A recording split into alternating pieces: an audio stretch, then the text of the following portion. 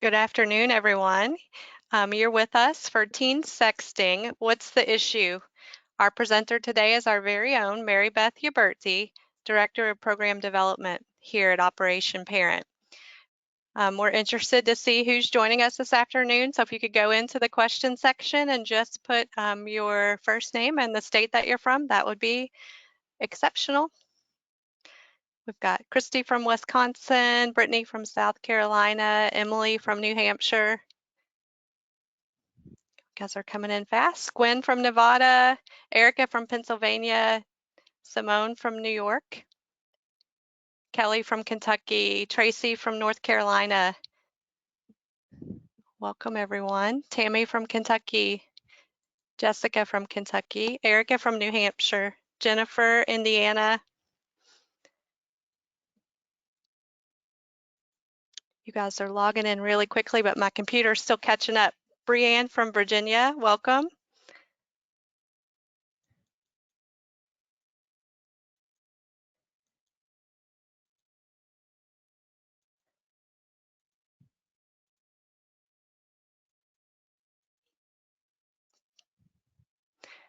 Welcome everyone. You're with us today for Teen Sexting. What's the issue? Our very own Mary Beth Huberti is our presenter today. She's the Director of Program Development here at Operation Parent. If you've just joined us, we'd love for you to go into the question section and just give us your first name and where you've joined us from. Hi, Tammy from Ohio. Marcia from Wisconsin. We've got some folks from Asheville, North Carolina, Arizona.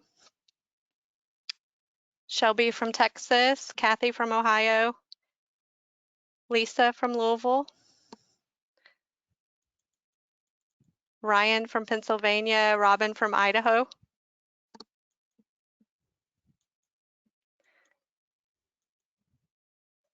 This is amazing. Great group from all over the United States today.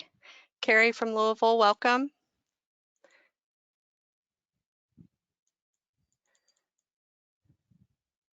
Mary from Vermont.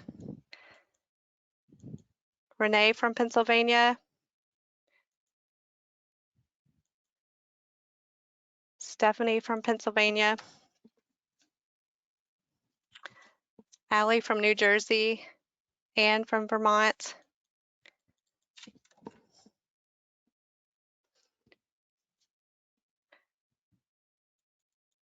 We received a large number of group registrations today, which we're very thankful for. And we've also noted that some of the groups with us today have also purchased our parent handbooks. So we wanted to thank you for that and especially welcome Sylvania Community Action Team, the Mental Health and Recovery Services out of Lucas County, as well as the Danville, Pennsylvania CSB group out of Danville, Virginia. Thank you for not only attending our webinars, but also purchasing handbooks.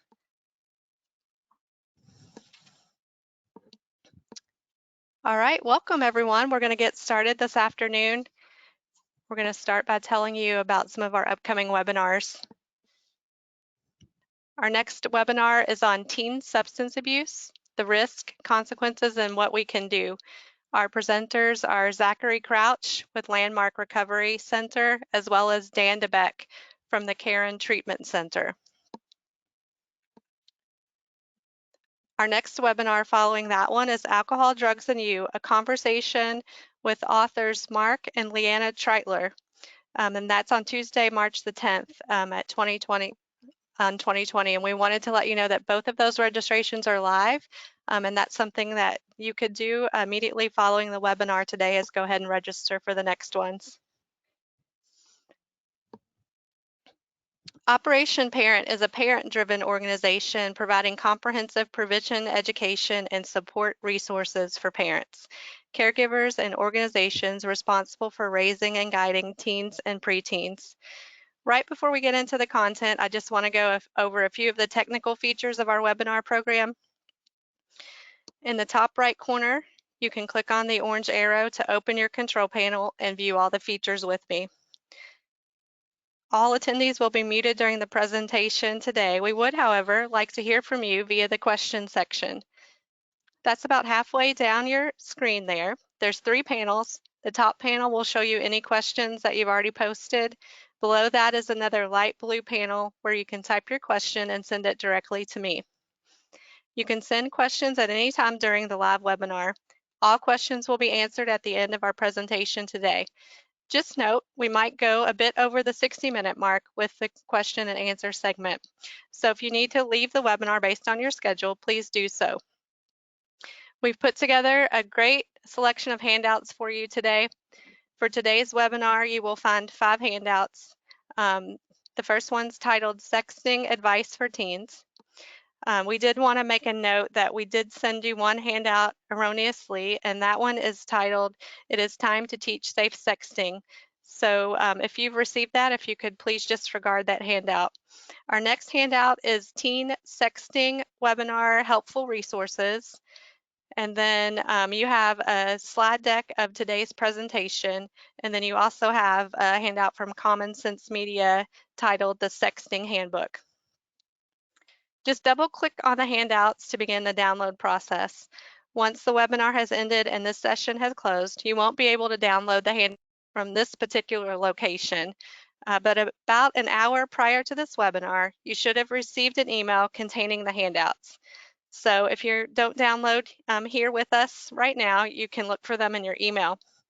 We are recording this presentation, and this recording will be sent to you tomorrow afternoon around 3-ish in our follow-up email. For those attending the live webinar event, you will also receive a certificate of attendance in the follow-up email.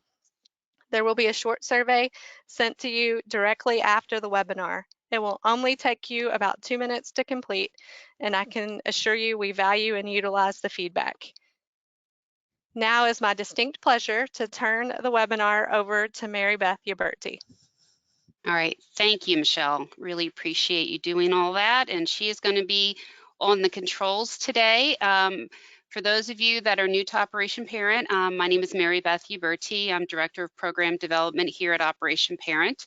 I am the parent of 2. One is a launched adult living her life, and I have a senior in high school who's getting ready to make a choice on college. So for this topic of sexting, we've had many of these conversations. And I go out into the community to do presentations on a variety of topics, from the social media world to drugs, alcohol, and dating violence. So we're kind of knee deep in all these different topics here at Operation Parent. So what are we going to talk today about in regards to sexting? Just be real clear what it is. And we're going to have a bunch of different conversations on what to do, on all the different scenarios that may pop up, which hopefully, and after today's event, you'll have these conversations with your teens. We'll talk about digital boundaries and then things that you can do at home. As we go through, if you have any questions, as Michelle mentioned, go ahead and put it into the question section. We will hold all questions till the end, and then we'll do a question and answer session at the end. But if you think about it while we're doing it, go ahead and send it now, and it will be held until the end of the webinar. All right, so let's just be real clear on what is sexting. Sexting is sending, receiving sexually explicit, sexually suggestive videos, images, photos, text, anything you're sending that would contain partially nude, fully nude, sexual connotation via any digital device, whether it's your cell phone you're using, an iPad, anything that has a camera, can text, can email, any of those devices, that is where it is taking place. So that is sexting. Just to give you a kind of a feel for what are the percentages of teens, and we're talking, when we talk teens, we're talking 12 to 17-year-old in this survey. This survey is coming from JAMA. For those of you that aren't familiar with them, that is the Journal of American Medical Association. They are an international peer review medical journal. So they have done this survey, and the average age for respondents is 15. So when we're talking about these numbers, we're not talking about kids younger than 12, and we're not talking the 18 plus range. Okay, so right in that middle group. 1 in 4, about 27% of teens are receiving sexually explicit text and email. Now, with that number, that does not mean that they've asked for it. Sometimes they're just open up and there it is. So it's just overall who's receiving these. 1 in 7 are sending them, which is about 14.8%. More than 1 in 10 are forwarding sext without consent, which means they have the picture, the video, whatever it is, and they forward it on without the consent of the person who's in it, whether they know the person or not. All right. And about 1 in 12 teens have had a sext that they sent forwarded without their consent. So they've created an image, and that image has been sent out without their consent. So about 1 in 12, 8% that is running. Something to keep in mind with these numbers is overall what they have seen in all these surveys from way back. I was looking at surveys from 2009, and this is the most current. There is an overall increase amongst teens doing this. But something to keep in mind and to be honest with your teens is most teens are not doing this. Most teens are not creating sex, nor are they sending them out to people. So when, they have that pressure, and we'll talk about that, of everybody's doing this. No, not everyone is doing this. But unfortunately, there is a rise in the overall number of teens that are doing this. The ones that'll admit it. See, that's the tricky part too. They're answering the survey. Are they being honest? That's obviously what we don't know. But these are the ones who are admitting this is what's happening. Okay, so let's just talk about the reasons. Why are they doing this? Just to give you a feel too, high school teens involved in nude sexting, so fully nude photos. On average, it's about 22% of girls and 18% of the boys that are responding in a further detail or saying, yeah, that's what they do. But what are the reasons? Why even do this? A lot of the reasons we hear, I'm just flirting. Um, I've gone out and worked with middle school kids, and that comes back quite a bit. Why? And not to say that you're doing it, but why do you think? And a lot of the responses, it's just flirting. Isn't it just part of the dating process? I'm flirting, whether it's a fully nude, partially nude, but I am flirting with that person. So unfortunately, experimenting with their sexuality. This shows up over and over as a reason. I'm just curious. Do you think I'm sexy? Do you think I'm pretty? I might send something more sexual to get the response I'm looking for. So I'm experimenting. I'm not quite sure what I'm thinking in doing this, but I'm just doing this. It's consensual between dating partners. And we're going to have this discussion in this presentation, but to understand that in some dating relationships, it's occurring. They are sending it back and forth consensually, no pressure, but they're doing this.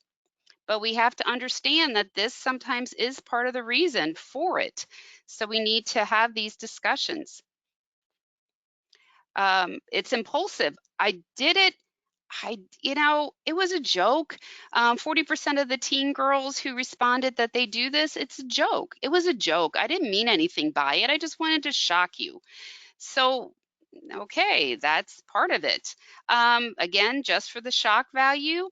But then there is the percentage, is about 12% of respondents said they felt pressured to do it. Whether the pressure is coming from a dating partner, it's coming from somebody that they know, or it could be coming from someone that they don't know. They could be, maybe they've sent one out. Maybe they sent it to somebody, maybe it was flirty, maybe it was a partner, and they sent it, but then somebody else got a hold of it. And now that person is pressuring them, blackmailing them for another one. So they're feeling bullied. Maybe they're being threatened with the release of that one, making it go public. So you got to send me something else and I won't do it. So there is that percent of respondents that are about 12% on average who say, I felt pressured to do it. So, and even that can come from amongst their peer group. It's not necessarily pressure from somebody else. It can come within the peer group. Well, everybody's doing it. I don't understand why you don't feel like you shouldn't. So this is really important to have these kinds of discussions, and I'm so glad we're doing this today. So as a parent, you might be thinking, do I really have to discuss this? It's kind of right up there with having the sex talk. Do I really, really want to do this? Do I have to do this? Here's something to keep in mind. 73% of teens have access to a smartphone. So what does that mean when I say smartphone? It means I have internet capability. A smartphone means I'm internet capable, as opposed to a dumb phone that allows me to send and receive text and phone calls only, but I don't have internet capability. So 73% of the teens today have access to a smartphone. More importantly, on that smartphone is a camera. So 45% of 10 to 12-year-old kids in the US have smartphones with their own service plan. So they're independent. They've been given a phone. They're not sharing phones from 10 to 12. 45% of 10 to 12-year-olds are not sharing a phone with their parents. They have their own. So if you're going to give your teen or your elementary child a smartphone with internet capability and access to a camera, you've got to be talking to your teens. You've got to be talking to them about this.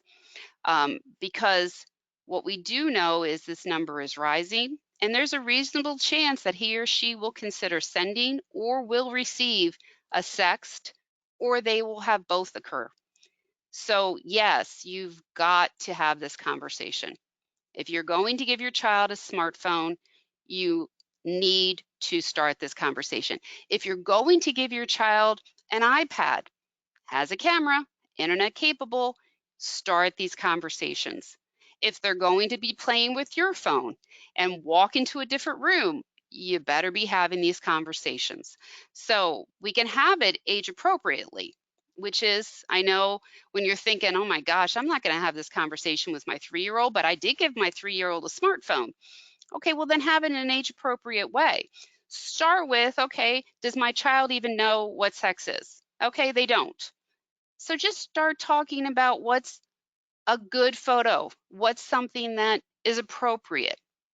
You know, I always tell kids, clothes on from the neck to the knees. Just keep your clothes on. That's an appropriate photo. So talk about that. What kind of photos and what kind of videos would be appropriate for you to take and share with friends, or for you to even look at online? And have this conversation with your children. Just ask in curious ways, what do you think is appropriate? And most likely they'll come back with the question, what do I do about a bathing suit? If we're at the pool, is that it? Is that not right or wrong? Well, you've got to make the decision, mom, dad, what do you consider right or inappropriate?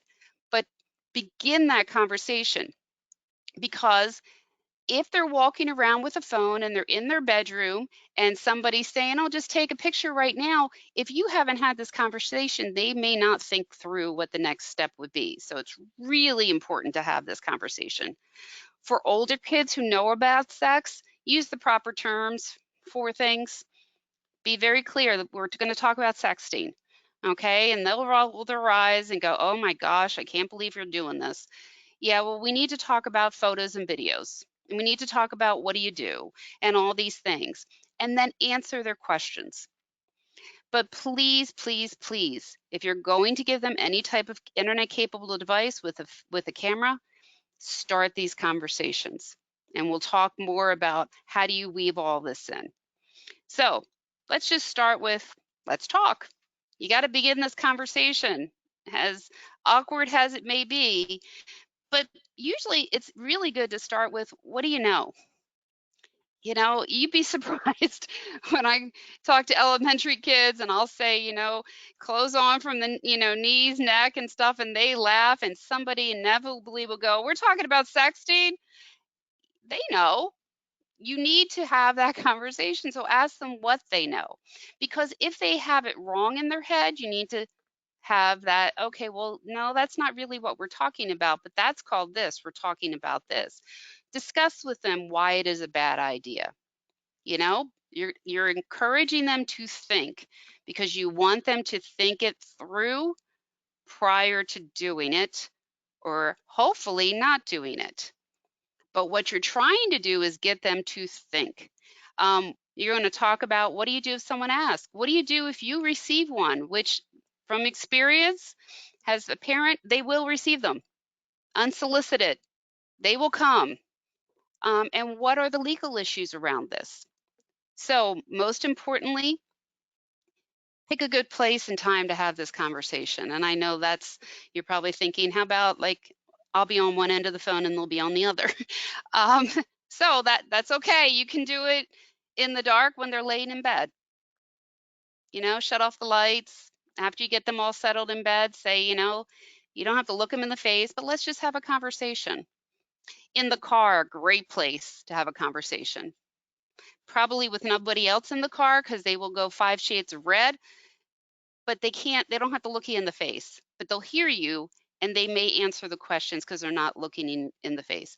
Stay calm, stay curious, ask questions. Again, go back to, what do you know about that? Well, what do you think about that? How do you think that would play out? Because now you're starting to get them to think again. Try not to be judgmental. They might give you an answer and you're going to just want to crawl into a hole. But if you shut it down and be real judgmental at that moment, they're going to shut down. So keep it open, but you want to encourage them to think it through, especially with and this is an ongoing conversation. Um, Keep it open, and in that, if they need to come to you, you're their safe person. And it's really difficult to be their safe person at times as a parent. And what I mean by a safe person is to tell them, who would you go to if something like this happened and you received one, or somebody's pressuring you to do this? Who would you turn to as an adult? Which adults in your life?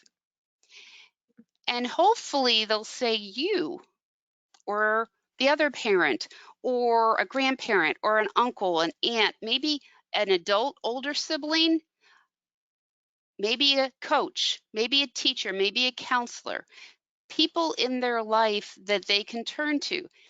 And that person, when they come to them, this is the hardest part, is to remain calm. Because sometimes you'll be shocked what they may tell you. And in that moment, you need to stay calm. Because if you go too much to the other side, they're going to shut down and they won't tell you. They'll go away from you. Doesn't mean there wouldn't be consequences on the other side of all this conversation. But what you want them to know is, come to me. If I can't be calm in that moment, I'm going to go take a walk and be back in 15 minutes. Meet me at the table and we'll have this conversation. And you calm down and you come back when you're calm. But just talk with them together and say, okay, tell me what's happening.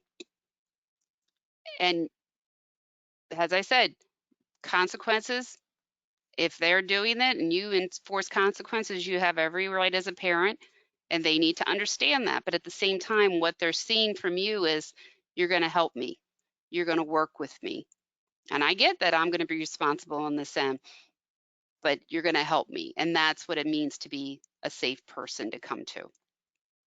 So talk about, what are the consequences? How can this go bad? Because it can go from, well, some kids will say to you right away, well, nothing at all, because, I know some kids that have done this and there's nothing that happened to them. So, if you're having this conversation, you might hear that and you might be thinking, oh, crud. Okay, they are right. For some of these kids, nothing at all may happen now, but things can change because relationships change, people change. What other things can happen, though? This is where you're asking them, what else do you think can happen? Well, for a lot of kids, there's an emotional toll. If a photo gets out, somebody forwards it on, emotionally, they may deal with anxiety, fear, depression, considering suicide, um, shaming. social isolation, even though they may have been pressured as a group to do it, but now it's out and all of a sudden they're shamed for it because they did and they gave into the peer pressure, or they were in a relationship and thinking it was safe, and all of a sudden everybody knows about it and that person becomes the isolated person. Keep in mind, unfortunately, in 2009 in Cincinnati, a teenager committed suicide after a nude photo she had sent to her boyfriend was circulated widely around her high school.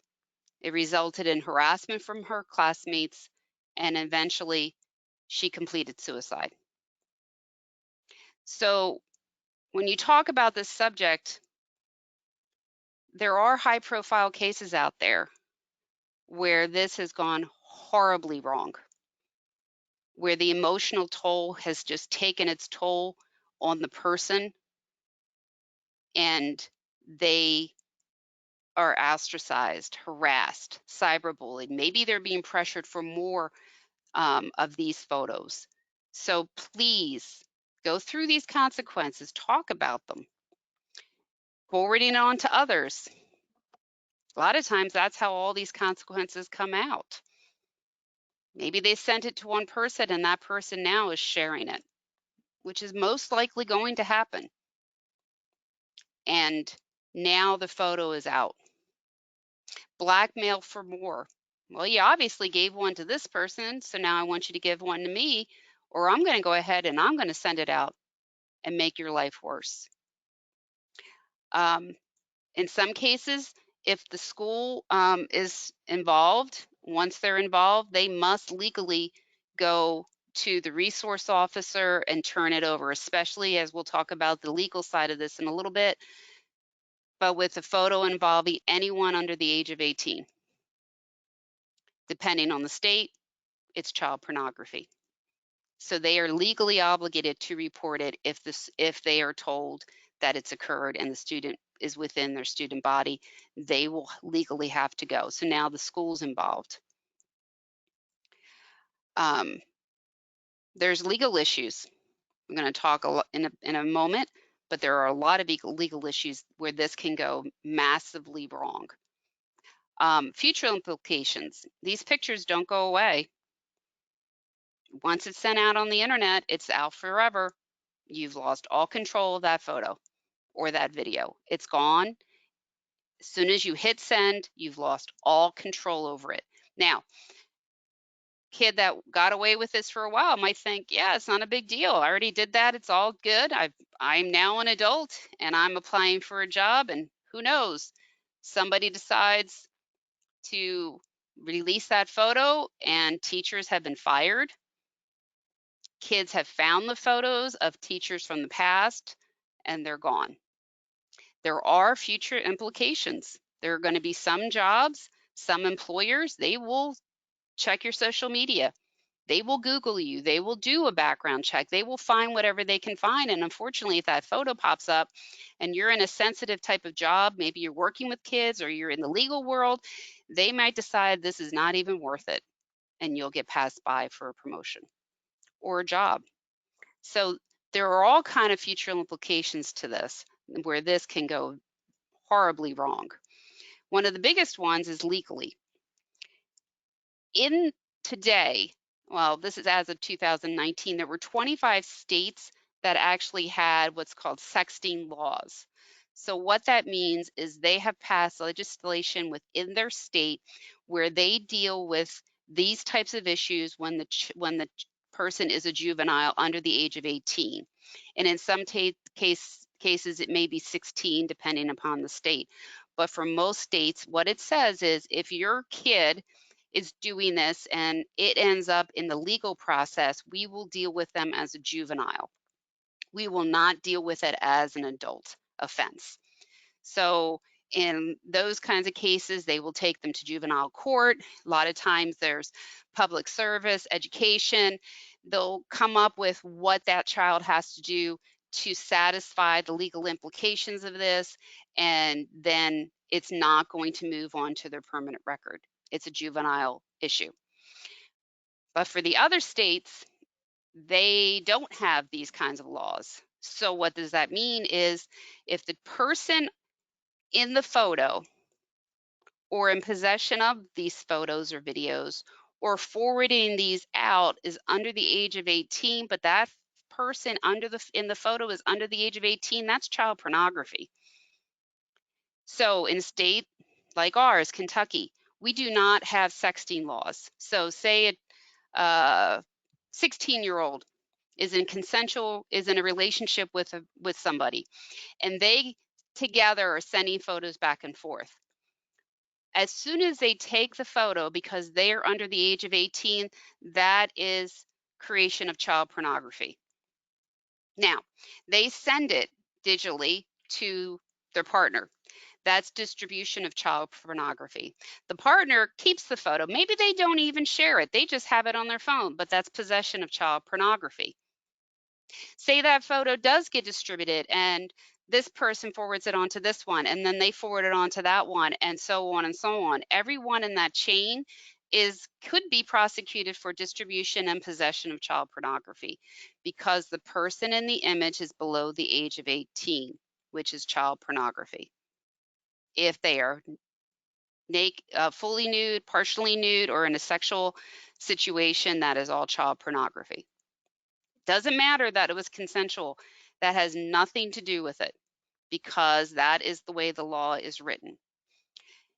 And if the district attorney decides to go ahead and prosecute this, they could, if convicted, there is that possibility that they go on the child sex offender list, possibly for the rest of their life. So it's really important to understand and talk to your kids about this, especially as they get into those older years in high school where there may be a dating relationship where one is 18 and one is 17 or 16, because that 18-year-old is an adult. But that's 15, 16, 17-year-old is most definitely not an adult in the eyes of the law. So you've got to be really upfront and honest with your kids about this. There are legal implications that could be a mess. In Colorado, there was a big thing, I believe it was like 4 years ago, that occurred where it ended up coming out that this was kind of a, I hate to say it, almost like a baseball trading card situation where kids are collecting these and they were being created and sent out and they were trading these images.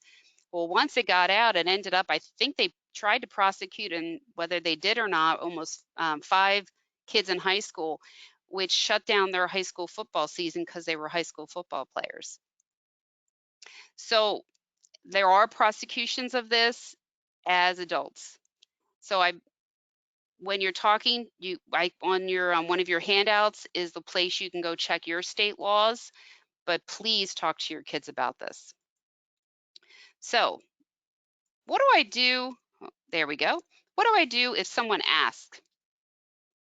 What do I do? What do I do? Because let's face it, they open their phone, here comes a text message and it says send me a nude. Heck, I've seen little placards in people's cars and they're teenagers. It says send nudes. So it's not like they're not going to be hit with this. So what do you do?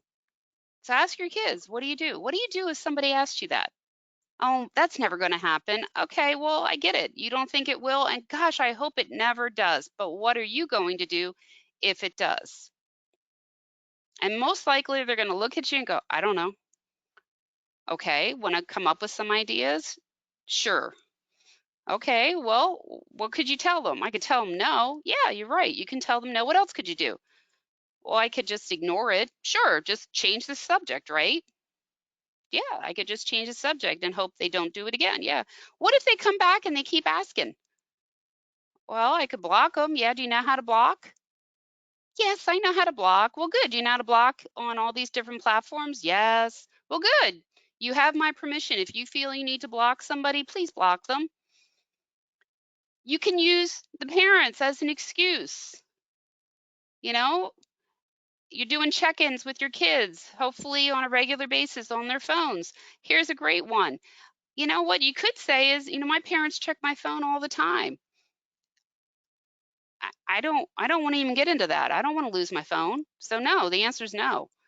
Well, yeah, but you just delete it after you send it. You don't have to keep it on your phone. Okay. Oh, yeah, you're right. That might be the comeback. Okay, what else could I say? All right. My parents have something on my phone where they see everything I take photos of and videos of. It gets sent to their phone all right away. I don't want to do it. I don't want to even be part of that because they're going to see it. Ooh, yeah, I don't want to do that. Whether you are really seeing that on their phone or not has nothing to do with it. You're giving them a reason to say no, and you're giving them an excuse. You might say to them, listen, we do check-ins and I'm upfront with you. I don't have anything on your phone where I see everything you do, but you can say I do. That's okay. You can say that. And you know what? If I ever hear that, I can say, you bet I do. I don't need to confess that one way or another, but you can use me as an excuse. My parents would kill me. Yeah, no, they see everything on my phone. Come up with reasons to say no and help them practice it. Help them practice. So that's one thing. Okay, well, but I've been dating somebody for a while and we're in a romantic relationship. Well, now, we're kind of talking about this. Should I do this? Well, we talked about the possible outcomes. What do you think could happen? Well, I think they're gonna trust. I trust that person. They won't send it. All right. But what if they say, if you love me, you do it? I'm gonna break up with you if you don't. Is that healthy? Is that the kind of relationship you want to be in? Because if that's a condition of the relationship, what else are going to be conditions of the relationship? Would you want that as a relationship? But more importantly, if you do it, what happens when this relationship ends? Do you trust that person to never send them? Do you think that they're going to delete them? And these are the kinds of things you need to talk with them about, to think beyond the initial.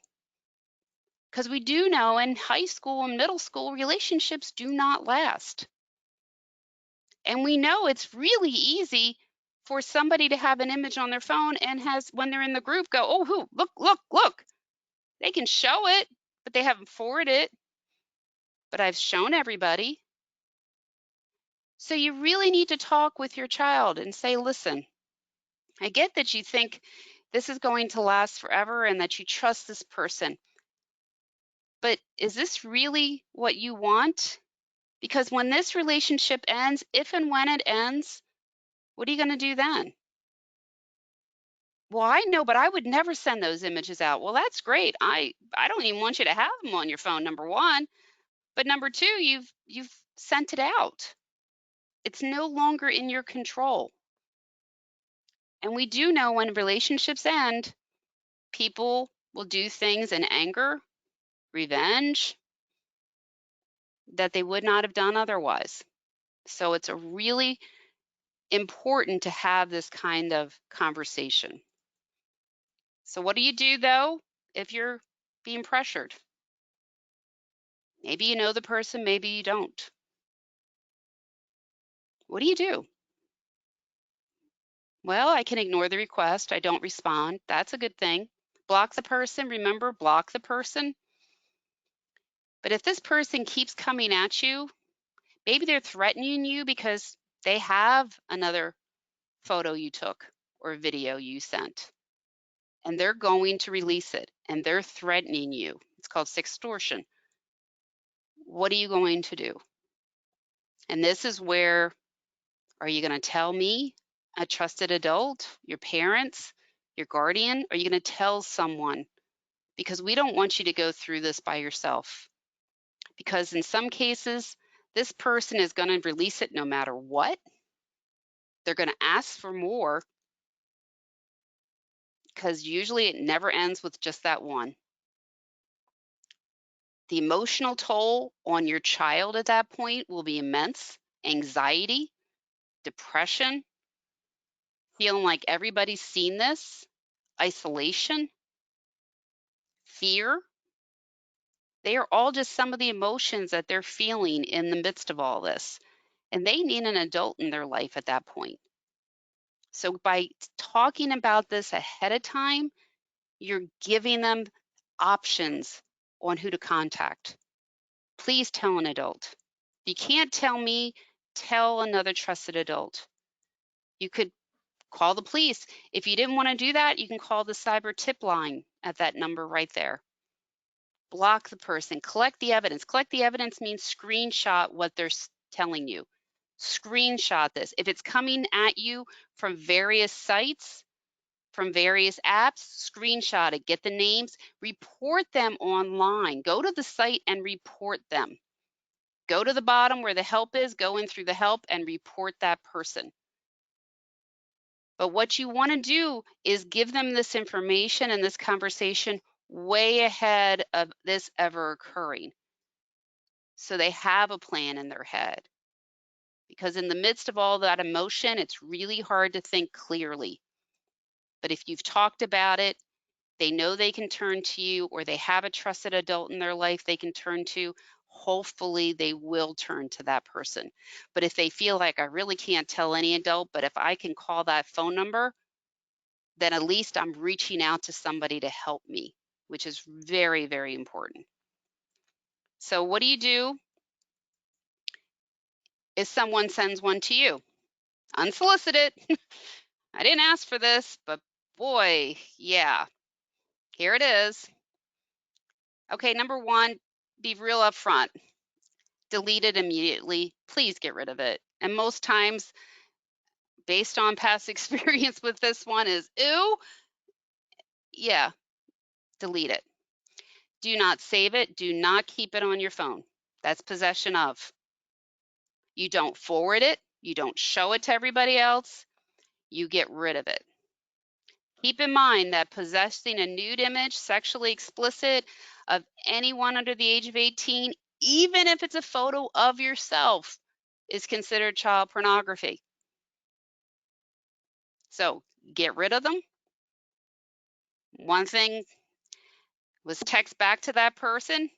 Here's that wonderful thing you can say. You know what?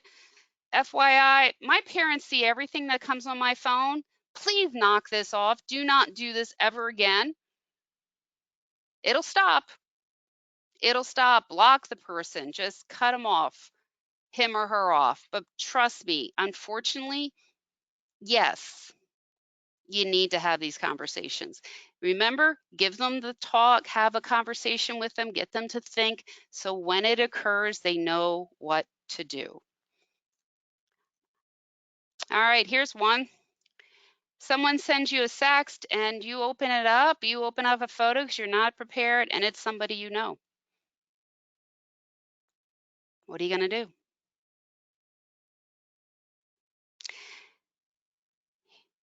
Number one is please let the person that's in that photo know that it's being circulated. Let them know. Encourage that person to turn to an adult to get help to get those photos down. It may not be the parent again. You can come to them with ideas, but let's get this photo taken care of. But you need to know it's out there. Tell the person who sent it to you, you know what? This is wrong. This is so wrong. Get rid of it, delete it. It's child pornography. Report it to the site. Remember, help. At the bottom of any of these apps, there's a help. Click in there. You can get into reporting photos. You can report user IDs. Report that photo in there. They will search through and it'll be gone. And then tell an adult. Here's something to understand. If you have seen or it's passed by your kid's view of somebody that they know, that person may or may not know it's being circulated. If they do know it's being circulated, their anxiety is probably through the roof. And this is where an adult has to be brought into the situation to help them. So please, again, talk to your kids about these different scenarios. Trust me, don't do all this at once. Your kid will be so overloaded, but in slow pieces. Hey, as you're driving, I know we talked about this before. Oh my gosh, are we going to talk about this again? Yeah, but I really am curious. What would you do if you knew somebody in a photo? Oh gosh, I really don't want to talk about this. No, seriously, what would you do? What would you do? What if it was you? Oh, I didn't take any photos like that. Yeah, I get that. But what would you want somebody to do for you? I guess help me get rid of them. Yeah. You need to tell an adult. Yes. And just keep that conversation open and continuing. If your teen comes to you and says they sent one, they want to get it taken down, they don't know how, here's that wonderful part time of life where you've got to remain calm as a parent. Don't get into the judgment mode at that moment, because what you want to help them do is we need to figure out how to stop this and get rid of it. Answer their questions, talk about it, decide on a plan together, especially if they're older teens. How do you want to handle this? I'll check in with you after school tomorrow then, if you're going to do that. What else do you think we need to do? Well, I like to report it to the site. Okay, let's do it. Work with them. If they are really stressed out, you see anxiety, depression coming from this, they're isolating themselves, get them to a counselor, please. Please get them to a counselor. But this is that moment where you need to be that safe parent or that safe adult who's letting them tell you, listen, I screwed up big time and I need your help. Be thankful they're coming to you. And if you don't know what to do, that cyber tip line is some place to go. And the handouts I put in there are other places. In those handouts are steps you can take to get photos and videos taken down. So follow those. Something else to do way before you either give your child a smartphone. From the moment they start using any kind of digital device, whether it's a gaming system, they're using your phone, they're using the computer inside the home, is set digital boundaries with them. Talk about passwords. Talk about you don't share passwords. Because sometimes, quite honestly, the way some of these photos get out is somebody knows a password and can unlock a phone. They unlock the phone, look through photos, videos, boom, boom, oh, there they are. Send them out to the internet or to them. And now I have those photos and you don't know. Don't share passwords. The only person who should have passwords for your child's phone are the parents or the guardians. You should have them all. But when a child is a kid or even in middle school, I see it, or even part of a dating relationship. I've heard this many times in part of a dating relationship. Well, if we trust each other, we should share passwords because there's nothing we're going to do on that phone that each of us don't know. No, you don't share passwords. Keep the stuff private. Keep anything private. Passwords are not to be shared. Talk about what's an appropriate photo or video to create, to send, to forward, to save, what's appropriate.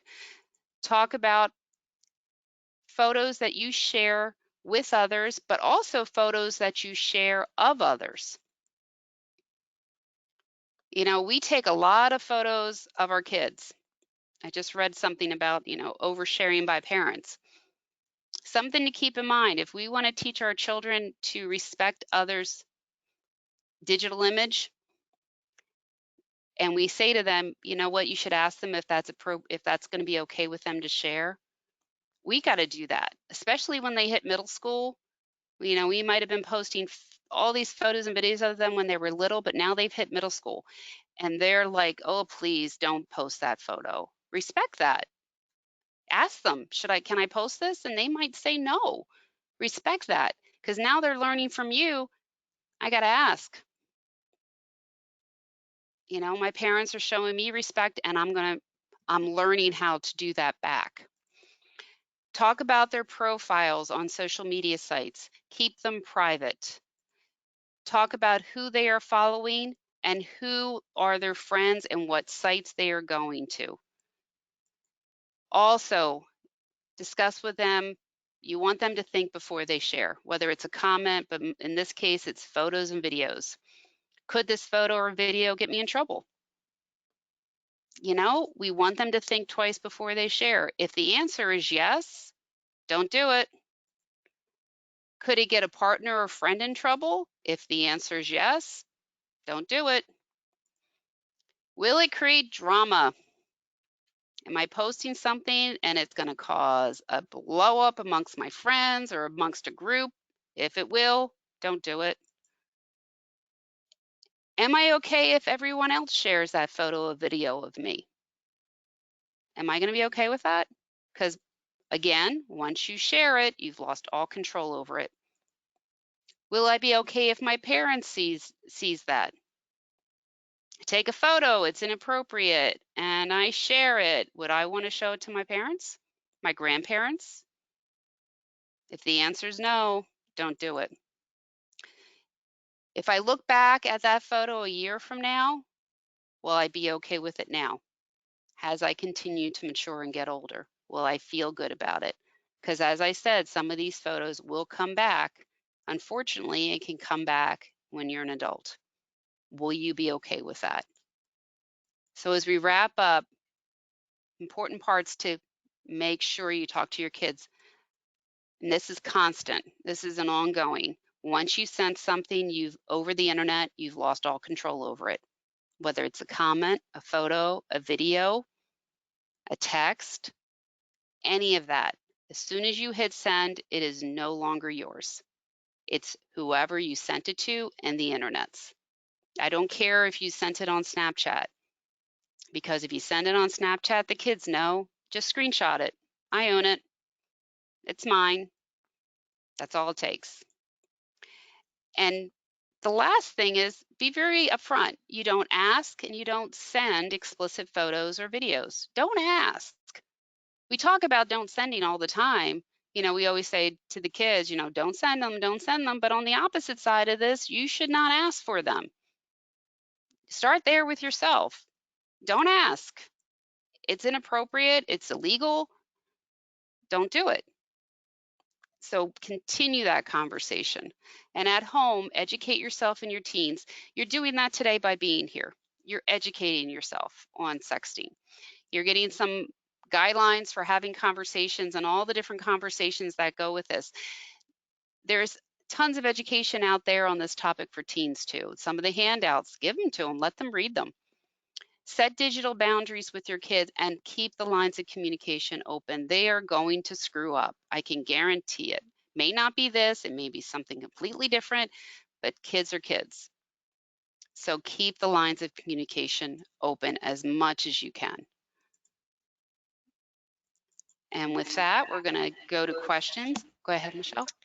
Thank you, Mary Beth, for packaging up such great information for us today. We're now open for questions, and we do have a couple already in the queue, Mary Beth. The first one is more of a statement, but it reads, the implications are real. My stepson had something sent to him that was partially nude, and the person in the video was young. He was suspended from school, and now they are determining if he will be registered as a sex offender. Yeah. He's only 15 and had no idea of the seriousness. Yeah. Unfortunately, yes. I'm sorry that's happening, but unfortunately, it's up to the prosecutor what they end up doing with it. Okay. Do you want to go over real quick? Yeah, sure. Go ahead. I will give you guys some more time to submit some questions. We did want to take one more time to remind folks that may have come into the webinar later of our upcoming webinars. We have one coming up on teen substance abuse on March the 4th at 2 o'clock. Zachary Crouch from Landmark and Dan DeBeck from Caron Treatment Center. And then a follow-up webinar, Alcohol, Drugs, and You, on Tuesday, March the 10th. That one is at 8 p.m. in the evening. As long as you pre-register, you'll get reminders of those, and you can either listen live or you could receive the recording the next day if you're not available at that specific time. Something to keep in mind with Alcohol, Drugs, and You, you're seeing the word rebroadcast. This was a previously recorded webinar, and we are rebroadcasting it, so it will not be live.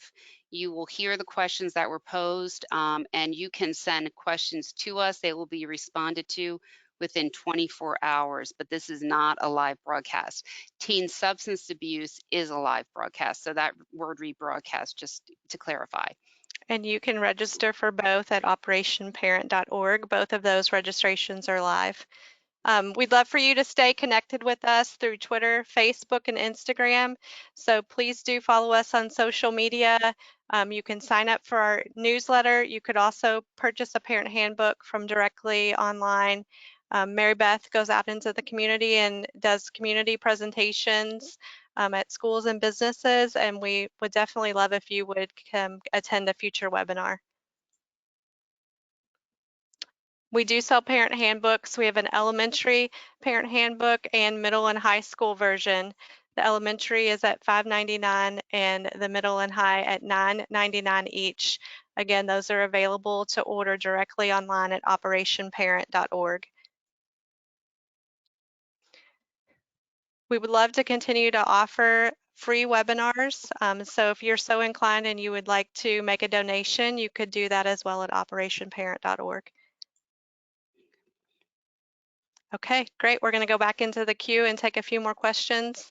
One is kind of another, well, it's a curiosity about how pictures of kids in bubble baths will be treated. So talking about how often we take pictures of our toddler age kids, the cute ones that everybody is taking and sharing, you know, how those might be. Yeah, there's a lot to unpack with how much adults share of their children's photos and out on the internet. Not to mention the fact when they get older and they see that photo online, they're going to cringe, just FYI. But yeah, you need to give it thought. Um, if the child's in a bubble bath, you really may just want to say, you know what, that's not what I want to even cross into, and decide not to share. It is completely up to you, but I would really take a moment to think it through before you share. It's not necessarily somebody's going to come knocking on your door, but unfortunately, there are other people out there on the internet who may take that photo and use it. So I would, just think twice. Same thing with bathing suit photos. When I'm talking to the middle school students, unfortunately for girls, they'll have their bikinis on and they'll say, yeah, but if I'm in a group photo and we're all in our bathing suits, is that not wrong?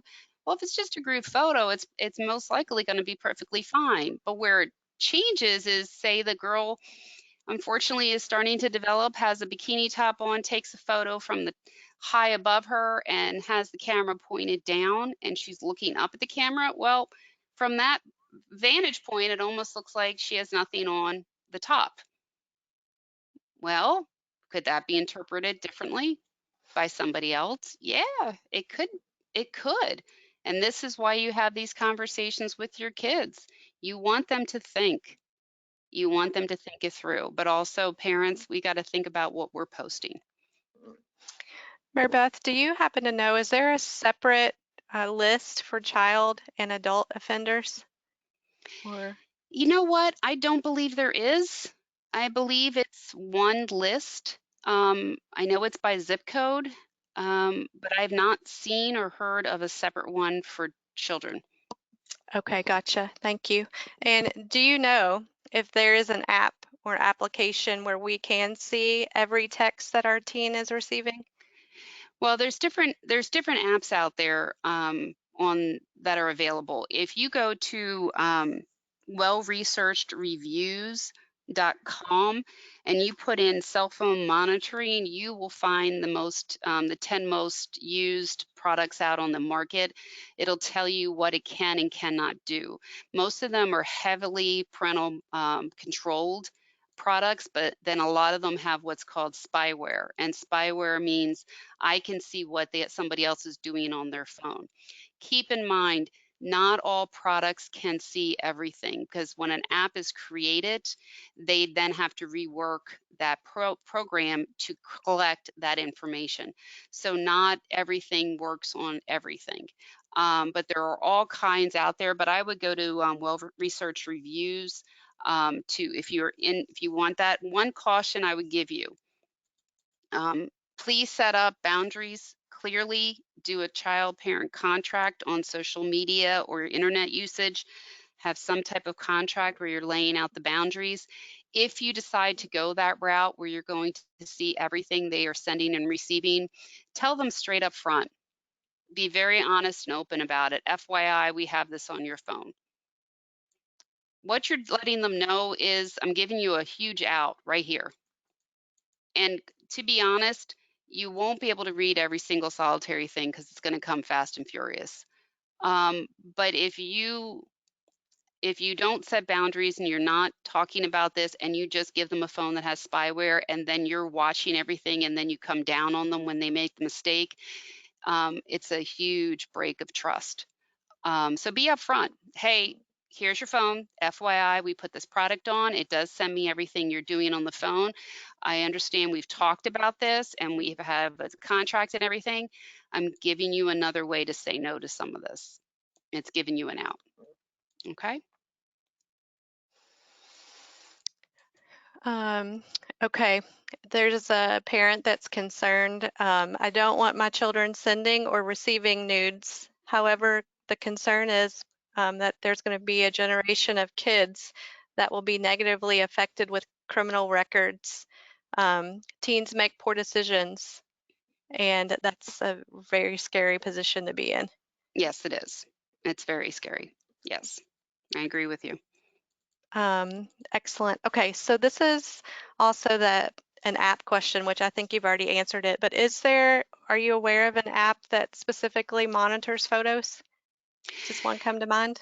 Um, there's they all do something different, and so many of these companies have been bought up by other companies. I used to give out lists of all these, and I still kind of do, but so many of these companies get bought by others that I tend to have to go back and through and constantly re-up everything, and that's where I'm sending everybody to well-researched reviews. Another way to do this is go online and just go to Google search and put in cell phone spyware products. Then you'll find them. And then what you want to read through is number one, what platform is that product available for? Not all products work on Apple phones and Apple products because they have a tighter restriction. So you got to read through, is it available for Android? Is it available for Apple? And then what will it copy and what will it notify you on? Not all products do all things, so you really have to research it. Okay, great. Um, so you know how our advice is to immediately delete a photo if received. The follow-up question is, how then do you report the photo to law enforcement without a copy? Okay, number one, this is where you're going to hear all kind of different things, and I've read so much about this in the past few weeks. If your child gets one of these photos and somebody's sending it and they've deleted it and they sent back, don't do this ever again, they may or may not know where it came from. If they know where it came from and they tell you, you may want to just call the parent and say, hey, you need to know this. I get everybody says yes, but it's child pornography. You have to report it to the police. Please keep this in mind. The moment you do this, it might entangle your child right in there with it. And it's really scary, and you're going to think, no, you must report it. And I get that. And yes, if you decide to do that, fine. But understand, if you can control this and talk to the other parent and the other parent stops it on their end without police, and that photo was sent as a joke, um, then you contain it. There is a big thing when you step over into reporting it to the police. It could go well beyond what you were thinking it was going to. So if it's a photo that's been circulated, and you know that child is then I would go to the school if it's from school. If you felt the need to go to the police, go to the police. Um, be prepared though. Sometimes it's going to get out of your hands. And like some of these other parents, these comments of about a 15-year-old getting caught in all this, because every time that photo was sent, received, or saved, they all can get in trouble with this. This is why we need sexting laws that deals with this as a juvenile offense. When it's not dealt with as a juvenile offense, it takes on the adult offense phase. And this is where it can get really complicated.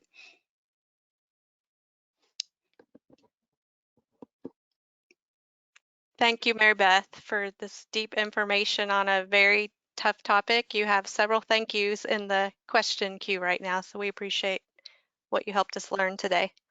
Great. All right. That's it. Thanks, All everyone. right. Thanks, everybody, for being here, and hope to see you at our next webinar.